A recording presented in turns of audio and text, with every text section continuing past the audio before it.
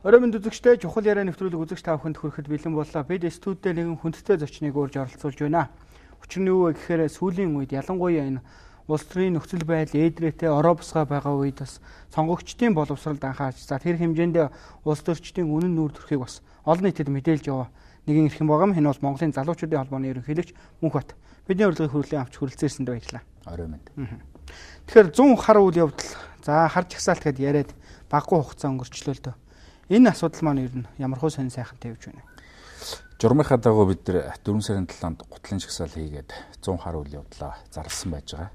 Тэгэхээр энэ 100 хар үйл явдлыг яагаад бид 4 сарын 7-нд зарлаад байгаа вэ гэхээр нэгдүгээр журмынхаа дагуу бүх саналуудаа авч байгаа. Хоёрдугаар улсын хурал орон нутгийн сонгуульд нэр дэвшихээс өмнө бид нэр энэ 100 хар үйл явдлын эзэд бол хар жагсаалтын болцол хангацлаа шүү. Ийм учраас битгий нэр дэвшээрэй гэж анхааруулж өөрөлдөл нэр дэвшилтийн өмнө зарлж байгаа. Тэгэхээр энэ хар үйл явдлуудад оролцсон, энэ хар үйл явдлуудын гол шийдвэрийг гаргасан улсын хурал засгийн газрын гишүүд бидний анхааруулгыг үл тоож улсын хурал болоод орон нутгийн сонгуульд нэр дэвших юм бол таныг бид нэр хар жагсаалтандаа гарцаагүй хүншүүл гэдэг ийм л анхааруулгыг бид нэр өгчөөд байж байгаа. Нэр дэвшилт удахгүй эхлэх гэж байна. Тэгэхээр энэ нэр дэвшилтүүд дотроос энэ 100 хар үйл явдалд оролцсон, шийдвэр гаргалтсан улс төрчид ороод ирсэн байх юм бол бид нэр шууд автоматар хар жагсаалтандаа хийгээд 5 сарын 20-доор зарлана. За улсын хурлын сонгуулийн хууль өөрчлөгдөж байгаатай холбоотой нэр дэвшилт хойшлох юм бол бидний зарлах хугацаа бас мөн дагаад жоохон хошоо явна. Ерөнхийдөө та бүхэн маань бас яг энэ холбоотойгоо үйл явдалтай холбоотойгоор улс төрийн намуудад за төрийн бас байгууллагуудад уриалга хүргүүлсэн байна л да. Энэ уриалгын талаар за тухайлбал энэ улс төрийн намуудад за хараа энэ үйл явдал багцсан хүмүүсийг битгий дэвшүүлээч гэдэг ч юм уу ийм зүйл байгаа таа. Ерөөсөө улс төрийн намуудад бид нэр хариуцлагатайгаар мэдээлэл хүргүүлж байгаа. Уриалга гаргасан. Хулгайчгүй Монгол хөдлөө ингээд 70 гаруй төрөмс байгууллага нэгдсэн байж байна. Манай үйлдвэрчний эвлэл сэтгүүлчдийн нэгдсэн эвлэл, ажил олгогч эзэдийн холбоо гэдэг Монголын нэр нөлөө бүхий иргэдийн асуудлын төлөө үргэлж явж байдаг төрөмс байгууллагууд бол бүгд нэгдэж чадсан байна. Тэгээ энэ төрөмс байгууллагууд маань хуралдаад ерөөсөө энэ анхааруулгыг үл хошоож байна. Өнөөдрийн хүртэл энэ 100 хар үйл явдалд орсон этгээдүүд нэр дэвшнэ гэд хэвнийг алхацгааж байна.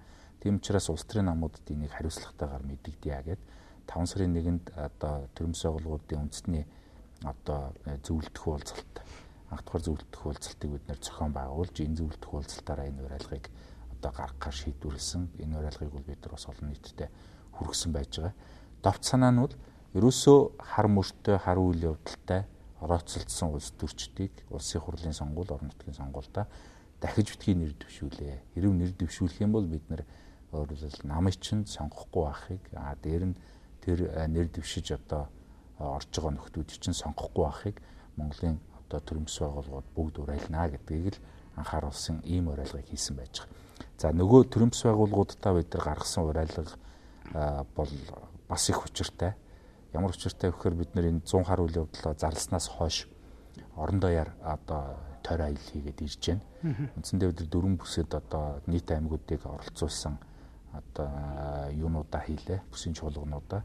Энэ бүсийн чуулганы хүрээнд бид нар бас зохион байгуулж исэн аймаг болгондоо бид нар иргэдтэй уулзалт зохион байгууллаа. Иргэд бол нэг зүйлийг ойлгосон байна. 2016 оны сонгуулиар бид нар бол хулгайчид санал өгөхгүй гэдэг дээрээ бол бүгд санал нэгдсэн байна. Харин өнөөдөр бидрээс нэгж байгаа зүйл нь юу гэхээр нөгөө л 2 хулгайч чинь тийм ээ нөгөө л 3 намаас дэвшдэг 3 хулгайч чинь буцаад дэвшээд хүрээд ирнэ. Мухта биднэрт шин сонголт бий болгож өгөө. Нөгөө 3 чинь байвал бид нар бол сонгуульд очиж орохгүй шүү гэж ингэж маш хэлж байгаа. Хамтууд маань хэлж, залуучууд маань хэлж. Тийм учраас өөрөөр бид нар буцаж ирээд яралтай энэ цагаан жагсаалтынхаа ажил руу бол шандаа орсон байж байгаа. Цагаан жагсаалтыг гаргахдаа зөвхөн Монголын залуучуудын холбоо гаргах биш, ерөөсөө хулгайчгүй Монгол хөдөлгөөнд нэгдсэн бүх төрлийн бүс байгууллагууд энэ цагаан жагсаалтыг гаргах ажилд хамтран оролцъё. Гаргахдаа эргээд бас иргэний асуудлыг төрийн асуудал болгох итгэл даах тийм хүмүүсээ төрийн бүс байгууллагууд дотроосоо бас гаргаж ирээч гэдэг ийм уриалгыг бид төрийн бүс байгууллагуудаа явуулсан. Ингээд өнөөдрийн байдлаар бол нэг 25 6 төрийн бүс байгууллагын нэг 30 гаруй цагаан нэр дэвшигчийн саналыг бид нар хүлээж аваад байж байна. Энэ саналуудыг яг цагаан жагсаалтанд оруулах уу, энэ хүн үнэхээр хулгайч биш үү гэдгийг бид нар төрөмс байгууллагад бүгд хамтдаа сууж байгаад хамтдаа ярьж хэлцэж шүүж тунгааж одоо үнэхээр энэ ихтгэлд авах юм уу шүү гэдгийг бид нар шийдэж одоо цагаан жагсаалтанд оруулаад хариуцлагын гэрээгээ хийх юм аа.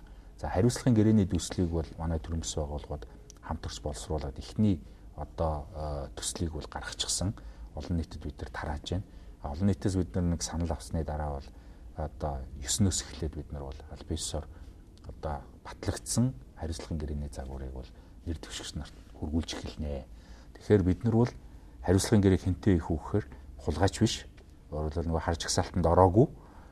Тэгээд яг ихтгэл даагаад одоо улсын хурлын болоод иргэдийн хурлын сонгуулиудад оролцох тийм хүмүүстэй бид нар байгуулъя гэж байна. Тэгээ өнөөдрийн байдлаар бол нийслэлийн иргэдийн хурал болоод улсын хурлын төвшөнд бол оролцоо нэлээд өндөр байна.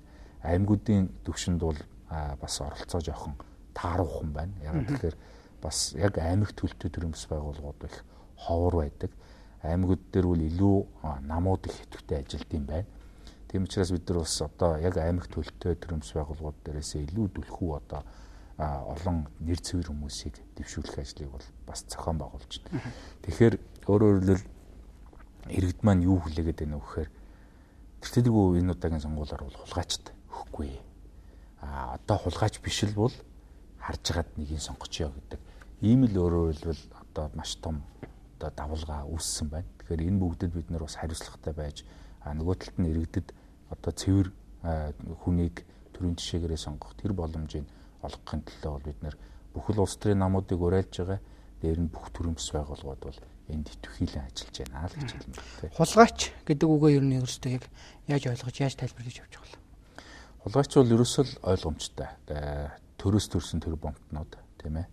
Тэгээ төрийн ажлыг төрлийн алба болгосон одоо албан тушаалтнууд. Тэгээд төрийг өнөөдөр ерөөсөө бизнес болгочихсон энэ л хүмүүс шүү дээ. Тийм учраас иргэд маань бол маш их асууж байгаа.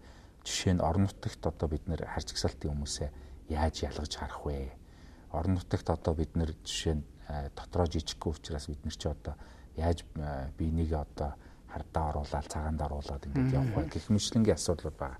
Бид нар нэг л юм хэлж байгаа. Тэртээ дэргүй одоо хэн албан тушаалтай байна? Хэн одоо төрийн ажил удаан хийж тэндээс одоо ямар ч бизнес хийдэггүй мөртлөө хөлжөөд байна тийм ээ. Хэн машина одоо жил болгон солиод байна. Хэн хотод хэд хэдэн байртай болоод байна. Хэн хүүхдүүд нь одоо гадаад дотоод өгөө одоо өглөө тэнд орой энд гэдэг шиг л явж байна тийм ээ. Тэр бүхэн чинь ханаа нүдэн дээр ил байгаа штэ. Тийм хүмүүсэл энэ удаа битгий сонго.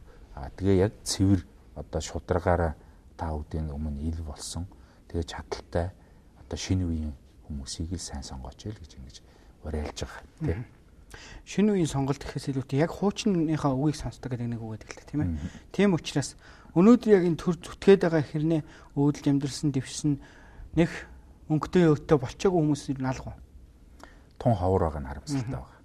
Нөгөө талаар бид нар цагаан жагсаалтанд үлдэх хүн байх болов уу гэж одоо нэлээд их янз бүрийн байдлаар ингээд үзэж байгаа боловч одоо байгаа улс төрд байж байгаа тийм ээ улсын хурал засгийн газар нийслэлийн иргэдийн хуралд байж байгаа одоо бидний төлөөллүүд маань бидний итгэлийг авч сонгогдсон хүмүүс маань аль хэдийн харж агсаалтын болцол хангацсан байгаа нь хамгийн харамсалтай байна. Тийм учраас бид нар үл хэлж ямар ч өөрөөр хэлбэл сайн хүн очсон энэ бол өөрөөр хэлбэл хулгайч болгох ийм систем байна. Тийм учраас энэ системийн дархлаа болоод байгаа энэ хулгайч нараа бид нэр төрөөсөө холдуулаад эргээд төрийг өөрөөр хэлбэл гарцаагүй цэвэр байлгадаг, төрийг хүчтэй байлгадаг, төрийг өөрөөр хэлбэл хуулийн засаглалаар нь засаглаж чадах тэр хүмүүсээ л бид нар одоо энэ удаагийн сонгуулиар гаргах хариуцлагатай түүхэн сонголтын өмнө ирсэн байна л гэж ингэж хэлж байна. Очоолгай юу яах вэ? Хулгай бол мэдээж хариуцлагын хүлээлгэн. Одоо өнөөдөр бол Монголд хариуцлагагүй зуд нөмөрцөн байж байгаа шүү дээ. Дээр дооргоо. Нэгэнт дээрээ хариуцлагагүй болонгүйтэл доороо байгаа хүнийг хариуцлагагүй байлгах сонирхол бас үүсдэг юм байна. Тийм учраас энэ удаагийн жишээ нь Монголын залуучуудын холбоо энэ хулгайчгүй Монгол хөдөлгөөний одоо үйл ажиллагааг ерөнхийд нь ингээд дүгнэж хийх юм бол ерөөсөө хариуцлагын хувьсгалыг л Монголд хийж байгаа. Тэгэхээр хулгайчгүй Монгол хөдөлгөөн амжилттай болсны дараа Монгол ямар болох вэ гэхээр хариуцлагатай Монгол улс болно л гэж ингэж бид хэлж байгаа тийм. Иргэдийн хариуцлага нь юу ах юм? За тэр дээшээ гарах хүмүүс хариуцлага хүлээх ёстой байдаг юм. За тэгээд энэ чагсаалт руу орох ёстой байдаг юм байж гэхэд бодвол эргээд тэднийг сонгосон иргэдийн хариуцлага нь юу? Ерөөсөө хамгийн түрүүн хариуцлагатай байх нэг үйлдэл бол сонголтоо хийх. Өөрөөр хэлбэл сонгуульд оролцох. Энэ бол хамгийн чухал зүйл. Нөгөө талаар иргэд сонгосон гишүүнээ мартчихдаггүй байх хэрэгтэй. Өөрөөр хэлбэл сонгуулийн маргаашаас ахгуулаад бид нар чинь гишүүн болчлоо гэхээр нь л одоо нэг л бурхан шүтэн рүүгээ харж байгаа юм шиг тийм ээ. Нөгөө хүн чинь одоо бүр төрөл арилцсан юм шиг гэдэр болоод эхэлдэг шүү дээ. Зүгээр нэг хуушруудаа явж исэн хүний чинь алив шин хоньны шүлөө гэл ингээл дээшээ гэл ингээд эхэлдэг. Мэдээж бид нар төрөө хөндлөн. Тэгвэл бидний төлөөлөл болж тэнд сууж байгаа болохоос биш. Өөрөөр хэлбэл тэр төрийн хүнгээ тусгаарлагдсан хүн болж байгаа юм ерөөсөө биш. Өөрөөр хэлбэл төрийн асуудал гэдэг үл тендер хуваах, төсөв хуваах, лиценз нэрээр Монголыг худалдах тухай асуудал ерөөсөө биш шүү дээ. Төрийн асуудал гэдэг үл иргэн бидний өмнө тулгараад байгаа, хүндрээд байгаа тэр бүх асуудлыг л шийдэх ёстой хүмүүс маань тэр юм ба. Тийм учраас одоо Монголын залуучдын холбоо тэргүүтээ одоо Монголын төрийн бас байгууллагууд бол улсын их хурлын 2020 оны сонгуулиар дахиж улс төр рүү ер нь улсын их хурл руу орно гэдэг бол бараг л одоо баргийн хүний хүсэх ажил биш болтол нь бид нар тэр хүнтэй зууралдаж өдөр болгон ажлыг хийлгдэг баялагч байгаа. Сая 3 хоногийн өмнө Путин зарлиг гаргалаа штэ. 30 хоног өөрөөр хэлбэл одоо улсын их хурлын буюу Думынхаа хурлыг таслах юм бол автоматар одоо улсын их хурлын гишүүнээс хөөдөг. Ийм жишээ зарлиг гарч ах жишээ нэ тийм ээ. Тэгтэл өнөөдөр бүтэн 4 жил болоход 2 удаа чуулганд ирсэн гишүүн энэ 76 дотор байж штэ. Ийм хүмүүсээр бид нар яах юм бэ? Тийм ээ. Тийм учраас бид нар төрийн бас байгууллагууд хариуцлагын гэрээн дээр цагаан жагсаалтанд орох хүмүүсийг бүгд нэг нэгээр хариуцъя гэж байгаа. Тэр хариуцсан хүнээ өдөр болгон ажилуулах тэр бүх өөрөөр ажилтай байх тэр ажлыг төрийн бас байгууллагууд хариуцж хийнэ. Тэр хүн юу гэдчихсэн тэрийгээ үргэлжлүүлээд идэнэ. Ямар машин унжсэн тэрийгээ үргэлжлүүлээд унана, тийм ээ. Анх гишүүн болоход хөрөнгө оруулалтын мэдүүлэг нь хэд байсан гишүүнээс буухад яг тэр нь хэвээрээ байх. Ийм л нөхцлүүдийг бид нөгөө цагаан нэр дэвш нартай тавьж байгаа. Тийм учраас өөрөөр хэлбэл иргэдийнхээ төлөө сэтгэлтэй иргэдээсээ дасраад алга болохгүй. Тэр төрийг хулгай хийх одоо гол хэрэгсэл болохгүй. Ийм л механизмыг бид нар бүрдүүлэх гэж ингэж оролдож үзчихэ. Уул нь энийг нам хийх хэрэгтэй. Тэгтэл нам маань өнөөдөр одоо зөвхөн мөнгнөөс өөр юм боддоггүй. Хулгайчдын оргондог, хулгайчдыг хаацаалдаг, хамгаалдаг ийм л орон зай болчлоо.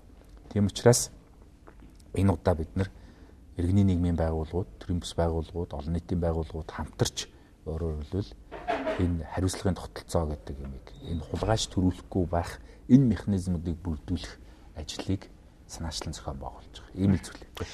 Яг хулгайч хүн Монгол гэх тийм үү, хар жагсаалт, цагаан жагсаалт гэл ингээл явсаар байгаа л өнөөдөр хүрлээ л дээ. Үүний цаана нэг зүйл байна. Нэг хардлага байна, тийм. Юу вэ гэхээр залуучуудын холбоо энүүгээр далиндуулж мөнгө олох гээд байгаа юм шүү дээ гэдэг. Ийм яриа бол асар их гарч байгаа. Та ч өөрөө энэ яриаг сонсч л байгаа. Тий. Тэгэхээр энэ дээр ер нь яг байр суурь илэрхийлж үнэхээр ийм зүйл байгаа юм уу? Ямар нэгэн ярих ашиг та бүхэнд байна уу? Бид нар анханаас нь чилж ийсэн. Одоо бид нар бол жишээ нэр дэвшигч нарыг бидний дэмжлэгийг авахыг хүсэж байгаа бол та мөнгөтэй байх хэрэггүй. Та хулгай хийгээгүй л байвал болоо гэж ингэж хэлж байгаа. Тэгэхээр өөрөөр хэлбэл одоо өнөөдрийн хүртэл бид нартэй нийлээд явж байгаа төрийн бас байгууллагууд өнөөдөр бүгд хэлж байгаа. Залуучдын байгууллага энийг хийх ёстой байж, залуучдын байгууллага ингэж нэг цуглуулах байсан юм байна. Энэ угаасаа цагаан улсын ажил болж бид нар бол одоо бие биенээ хардахгүйгээр нэгдэж ажиллана гэж. За нөгөө талаар 4 сарын 7-нд энэ 100 хар үйл явдал зарлагдахад орохгүй байхтаа гэж иргэдийн одоо хардж исэн, таамаглаж исэн тэр бүх хүмүүсийн дотор орсон. Өөрөөр хэлбэл Арц намынхан ч байна, Монгол Ардын намынхан ч байна, Монгол Ардын Өвсгөлт намынхан ч байна, нөгөө попууд нь ч байна. Ингээ бүгд байж байгаа үз. Дээрэс нь Монголын залуучдын холбооноос төрж гарсан удирдагч нар одоо энэ улс төрт орсон хүмүүс бас орохгүй байх гэж хардж ирсэн. Тэгтэл манай сайхан бэлэгч байж гэн, баяр зөгтч байж гэн, тийм ээ. Өөрөлд аль хэдийн болзол хангацсан байх шүү гэдэг ингээд байж. Хэрв нэрээ төвшүүлвэл хар руу орох нь шүү дээ. Тэгэхээр өөрөлд энэ бүх харууд сая орон нутагт ажиллаж байхад бол бүгд арилсан байна гэдэг ийм нэг сайхан нааштай үр дүн биднэрт мэдэгдлээ. Ингэснээрээ бид нар бас иргэдийнхээ одоо ард түмнийхээ бас итгэлийг бас нэлээд хэмжээнд олоод авчижээ. Одоо харж гсалт гарсны дараа үл энэ итгэл бол улам бүр сэргэх юм байна. За дээр нь дахиад бид нар нөгөө цагаан жагсаалтынхаа хүмүүсийг зарлаа шүү дээ. Цагаан жагсаалтын хүмүүс зарлахад бид нар нэрэл энэ хүн хулгай хийгээгүй шүү дээ. Нэрэл эн чинь яг л байдгаараа байж идэг шүү дээ гэдэг. Ингээд тэр хүмүүсийг бид нар бас гаргаж ир тавина. Харж гсалтан дээр нэг юм асууя л та. Одоо зүгээр сая хэллээ шүү дээ. Энэ бүх хүмүүс орчлоо гэж. Оруулахгүй байх тал руу өөрсдөө чинь одоо нэгэсэндээ гуухч гэдэг юм уу, нөхөрлөх эсвэл бүр мөнгө төгрөг амлах тохиолдол гарч байна. Мөнгө төгрөг амлах гэхээсээ илүү. Одоо тэр нь бол тэртээдэргүй бид нар авахгүй маань гэдэг нь бол аль хэдийн тодорхой болсон шүү дээ. Зүгээр дарамтлах янз бүрийн орлогууд бол маш их гарсан. Маш их гарсан.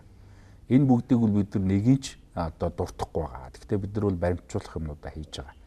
Одоо нөгөө амраа үйл нэг жүжигч нөхөр жүжиглчээд намайг одоо пүрүүс дагаад байна гэж шоудаад байгаа шүү дээ. Тэрэн шиг юм бол бид нар хийхгүй. Ягаад тэгэхээр бид нар бол Монголын залуучдын одоо ууган байгууллага. Бид нар бол маш хариуцлагатай одоо Монгол улсын төрийг одоо бүрдүүлэх ажилд оролцож байна. Энэ агуулгаараа бид нар бол маш их хариуцлагатай байгаа. Тэрнээс тийм учраас бол бид нар янз бүрийн шоу хийхгүй байгаа. Бид нар маш тодорхой энэ ажил руугаа л анхаарч байгаа. Үр дүндээ чиглэж байгаа. Бид нар бол нэг удаа дийлэх тухай асуудал биш. Нэг удаа одоо хэнийг нэг мууг нь үзэх гээд байгаа асуудал биш. Ерөөсөө Монгол ялах тухай асуудлыг л бид нар ярьж байгаа. Тийм учраас бид нар ажлаа хариуцлагатай хийя л гэдэг ийм л зарчмыг одоо хаана залуучууд маань барьж байна. За харж гсалтны ингэ явчих юм шиг. Цагаан жагсаалтанд орох хүн хэрэг байна. Олдож байна уу? Тун ховор байна. Тун ховор. За хууччлаас бол ер нь үзээд юм гарахгүй байна. Тэр үл нэгэн тодорхой болсон. Дээрэс нь бид нар бол ер нь олон итгэлийг дагаад тийм ээ. За тэгээд энэ хуучин хулгайч нарын одоо гаргасан тэр ёс зүйн хуулийн за ингээд бусад ингээд бүхий л алдаануудыг давтахгүй байх тэр итгэл үзүүлэх хүмүүсээ бол одоо олон нийтийн байгууллагууд болоод яг иргэдүүд дундаасаа л хайж байна. Иргэд дундаасаа хайж байна. Өнөөдрийн байдлаар бол жишээ нь нийслэлийн иргэдийн хуралд нэр дэвших бараг 70 гаруй хүн цагаан жагсаалтанд орё гэдэг байдлаар бид нар дээр ирсэн байна. Улсын хурал дээр одоогийн байдлаар бараг нэг 100 гаруй хүн нөгөө 76 ч айлын давцсан ба шүү дээ. 100 гаруй хүн ирсэн байна. Тэгэхээр цагаан бий чадчихна уу? Үнэхээр цагаан үгүй юу гэдгийг бид нар бол иргэдээсээ л асууна. Тийм учраас цагаан жагсаалтанд орё гэдээ ирж байгаа хүмүүсийг бид нар иргэдээсээ энэ үнэхээр цагаан уу? Танд мэдж байгаа одоо зүйл байх юм бол бидэнд хэлээ.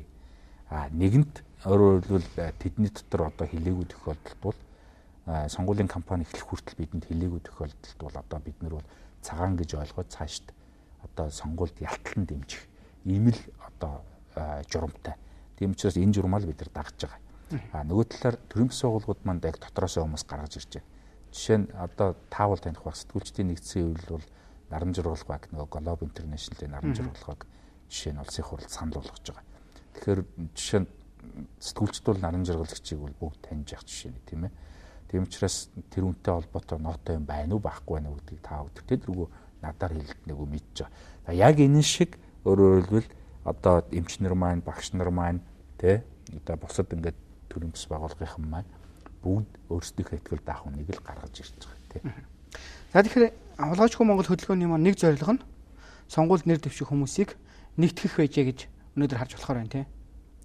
Нэг агуулгаараа бол тэгж болно. Өөрөөр хэлбэл сонгогчдод өөрөөр хэлбэл тэр хүмүүсийн хийсэн хар үйл явдлуудыг нэгдүгээр сануулж өгч байна. Энэ хүн чинь ийм үйл явдал хийгээд ингэсэн хүн шүү дээ гэдэг. Нөгөө талаар бас энэ хүмүүсээс чинь хар хүмүүсээс чинь айгаад гэдэг юм уу? Эсвэл энэ хүмүүст хорлогдчихно гэдэг ингээд явдггүй нэг хэсэг байна шүү дээ. Тэгсэн мөртлөө төрийг үл ийм байх хэвээр ингэх хэвээр салбараа мэдээд байдаг, асуудлаа мэдээд байдаг. Асуудлаа ийшээ нөгөө харууд руу тавиад байхад нөгөөдөл нь зөвхөн өөрөө хулгай их боломж мөн үү шүү гэдэг ганцхан өнцгөр хараад байдаг. Тэр хүмүүс маань өөрөө эргээд төрд очих. Тэр дэмжлэгийг л бид нар бүрдүүлж өгч байгаа. Ийм л зүйл. Тэрнээс бол бид нар гатуу тулгалт сонгогч нар руу хийгээд ч юм уу эсвэл зүгээр мөрөөрөө ажил хийжсэн нэг хүнийг гүтгээд байгаа юм бол байхгүй шүү дээ. Хэрэг гүтгэж байгаа бол бид нэр тэрнийхээ хуулийн аяр үзлэгийг өөрсдөө хүлээе л гэж байгаа. Цагаан жагсаалтанд орсон хүмүүсийг та нар дэмжинэ гэж шүү дээ. Тэгэхээр одоо айл нэг намаас дэвшүүлж дэмжих юм уу? Эсвэл энэ хүн цагаан жагсаалтын хүн гэдэг тийм байдлаар дэмжих юм уу? Яаж дэмжих? Бид нар бол төрийн бас байгууллагуудад уриалж байгаа. Бид нар бол бие даагчаар оруулах юм бол хамгийн одоо муу хувилбараа. Эргээд энэ бие даагч нар бол дараа нь аль нэг одоо хулгайч намд худалдагдаад алга болохыг үүсэхгүй. Тийм учраас одоо та бүхэн маань яг сонгуул дээр бол нэг нам дээр төвлөрч ороо. Тэгэх юм бол бид нар бас сонгох гээд байгаа зөндөө залуучууд байна шүү дээ. Хэрв цэвэрлэх хүн байвал шинэл хүн байвал сонгочихъя гэдэг байгаа одоо манай төрийн бас байгууллагуудын сүлжээнд байж байгаа маш их олон иргэд маань бай, гишүүд маань, дэмжигчд маань байж. Энэ хүмүүстээ бид нар маш тодорхой өөрөөр хэлбэл мессежийг хүргэмээр байна. Ийм хүнгээд олон нэр хэлэх гэхээсээ илүү нэг намын нэр хэлчихвэл бид нарт амар байна л гэж ингэж хэлж байгаа. Гэхдээ энийг бол төрийн бас байгууллагуудын одоо зөвлөлтөх уулзалтаар нэгдэлт нь гаргаж шийднэ. Тийм учраас өнөөдөр одоо би тэр байгууллагуудын нэг нь байгууллагынх нь удирдлага учраас бусдын төлөөлж одоо юм хэлэхэд бол харьцангуй эрт байна. Гэхдээ орон нутгийн сонгуулийн нэр дэвшилт бол 9-нд дуусна. Улсын хурал бол одоо нөгөө өнөөдөр эхэлж байгаа. Хулгайч нар чинь хизээ тойргоо эцэлж шийднэ. Тэр үед нь нэр дэвшилт шийдэгдэн тийм ээ. Тийм учраас өөрөөр хэлбэл тэр хугацаанд нь бид нар бас амжиж энэ асуудлаа нэгдэлт нь гаргана л гэж ингэж ойлгож байгаа. Нөгөө талд нь манай гишүүд дэмжигчдийн дэмжиж байгаа хамгийн том дэмжлэг бол бид нэр сонгуультай очиж оролцоод тэр шин цэвэр хүмүүсийн төлөө саналаа өгөх. Энэ л бидний туйлын одоо чухал дэмжлэг. Тэрнээс шүүл одоо бид нар залуучуудаа гудамд гарч гисэн, эсвэл хамтдаа өлсөе, эсвэл одоо чи шатчих зоригтойгоор өдр гэж хин нэг хэлэхгүй байгаа. Дээр нь нийгмийг талцуулах нэг ч ажил зохион байгуулахгүй байгаа. Бид нар бол ерөөсөө сонгуультай очиж оролцоод бидний сонголт бол хулгайч байх юм байна л гэдэг ийм л зүйлийг одоо олон түмэндээ уриалж ухуулж байгаа да. За тэр цагаан жагсаалтанд орсон нөхдүүдээ нэвшүүлье гэхээр танаа дээр нэгдэж байгаа. Танаа үзэл баримталтай одоо та бүхний энэ хулгайч Монгол хөтөлбөртэй ойролцоо гэдэг юм уу да? Эсвэл зорилго нэгтэй тийм улс төрийн хүчнүүд байна уу? Одоогийн байдлаар 7 нам. Өөрөлдөө сонгуульд оролцох батламжаа авчихсан 7 нам зөвхөн цагаан жагсаалтанд орох өөрөлдөө нөхцөлийг хангасан хүнийг бид төвшүүлнэ гэдэг өөрөлдөө мэдээлэлээ бидэнд ирүүлчихсэн байна. Хулгайчгүй Монгол хөтөлбөрн дээр. Тэгэхээр өөрөлдөө 7 нам гэдэг нь бол голцоо дандаа шин намууд. Шин намууд гэсэн үг тийм. Шиндээ өөрөөсөө нэг ч хулгайч төрүүлж байгаагүй ийм л намууд байгаа. Тэгэхээр өөрөлдөө цэврүүд нь ямар ч байсан нэг талтаа гараад ингээд нийлчихжээ гэж. Одоо намуудад бид нар бас санал болгож байгаа юм. Та нарын намыг ингээд би ч гэсэн зарим нь мэдэхгүй маа. Заримийнх нь нэрийг хэлэхэд одоо хэл хурах гад байна. Дураад. Тийм учраас та хэд мэн одоо ингээд нэг тэртээдэргүй одоо ийм том одоо хариуцлагын хувьсгал хийж байгаа хүмүүс байна. Та хэд мэн нэг нам дээрээ нийлжээч. Тэгвэл бид нэр дэмжихэд их амархан байх гад байна гэж ингэж бол одоо ухуулж байгаа. Намууд маань тэр 7 нам маань бол дийлэнх нь одоо энэ санаачлагыг бол дэмжиж байгаа. Гэхдээ яг аль нам дээрээ орох уу гэдэг бол өнөөдрийн хүртэл одоо тодорхойгүй байгаа.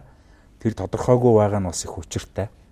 Өнөөдөр жишээ нь хүн намыг энэ олон жил төрд данхайтал суудсан намууд яаж хэрчиж алж байгааг одоо сонгогчдод тэртээдэргүй харж байгаа шүү дээ тийм ээ. Нөгөө хөрхий иргэний зориггүй намыг бас байхгүй болгочлоо. Үндэсний ардсан нам гэдэг ингээд нэг талд нэг ганц сайдын судал горлоод яваад идэг нөхдүүд байхгүй болчлоо. Ингээд өөрөөр хэлбэл энэ намууд дээр чинь мөнгөтэй эрх мэдэлтэй хүмүүс чинь ингээд завчаа хийгээд байна л дээ. Тийм учраас өөрөөр хэлбэл бид нар бас энэ сонгуулийн хууль дуустал бас тэр 7-гийн аль нь ч байж магадгүй гэж тий. Тэгэхгүй бол бас дахиад одоо гойшлоод эхэлнэ л дээ. Нэг талаас харахаар жижиг намуудыг харахаар нэг хүний л намууд байх шиг байна шүү дээ. Уул нь тийм биш юм л да. Эн чинь жижиг нам болгоно нэг концепц яваад байгаа. Хулгайч нар бол олон жил төрд одоо суудсан хулгайч нар бол тэдрийг жижигхэн гэж хэлдэг. Тэгвэл үндсэн хуулиар бол бид нар олон намын системээ хүлээн зөвшөөрч гисэн ийм арчсан болсон шүү дээ. дээр нь бид нар хуулийн засаглалтай юм болсон байхгүй. Тэгээд тэр намууд өнөөдрийн хүртэл томорч чадахгүй байгаа энэ бүх өөрөөр хэлбэл төрд оролцох бүрдэхгүй байгаа энэ бүх зүйлүүд бол тэр намууд ерөөсө хулгай хийгээгүйтэй л холбоотой. Тэгэхээр хулгай хийгээгүй өнөөдрийн хүртэл дисч төвчээд тийм ээ өнөөдрийн хүртэл ингээд өөрсдийнхөө үндсэн намын үнд зүйл болоод концепцэд үнэн байгаа тэр намуудыг бид нар хөндлөх ёстой байна. Тэрнээс жижиг гэж нүд зүүрлэх юм уу эсвэл нэг хоёр хүний хэдэр гэж адлах нь бол одоо дараагийн асуудал. Тэгтэл бид нар өнөөдөр Монгол хүн болгоныг амар тайван ажилтаа орлоготой орон сууцтай амьдруулж явах хэрэгтэй. Нөгөө том намууд өнөөдөр иргэдийн төлөө юу хийж байгаа тийм ээ. Бид нар хулгайгаа л хийж шүү дээ. Тийм учраас өөрөөр бид нар энэ намууд дээр ямар ч байсан цаг хугацааны одоо ирэхээр нөгөө талаар бас яг түүхэн шалгуураараа бол нийлж байна л гэж ингэж харж байна. За тэгэхээр битүүрийн ярилцлага маань өндөрлөх тийшээ хандж байна л дээ. Ер нь өнөөдрийн энэ нэвтрүүлгийг үзсэн үзэгчид за энэ хулгайчгүй Монгол гэдэг юм а залуучдын холбоо нас зохион байгуулж байгаа энэ үйл явдлуудыг харж ажиглаж байгаа. Тэгтээ шийдвэр гаргаж бас дэмжихөө гэдгээ эргэлзэн байгаа хүмүүст ер нь та яг юу гэж хэлмээр байна. Хамгийн гол нь зорилго энэ шүү гэдгээ хэдхүүгээр тодорхойлооч.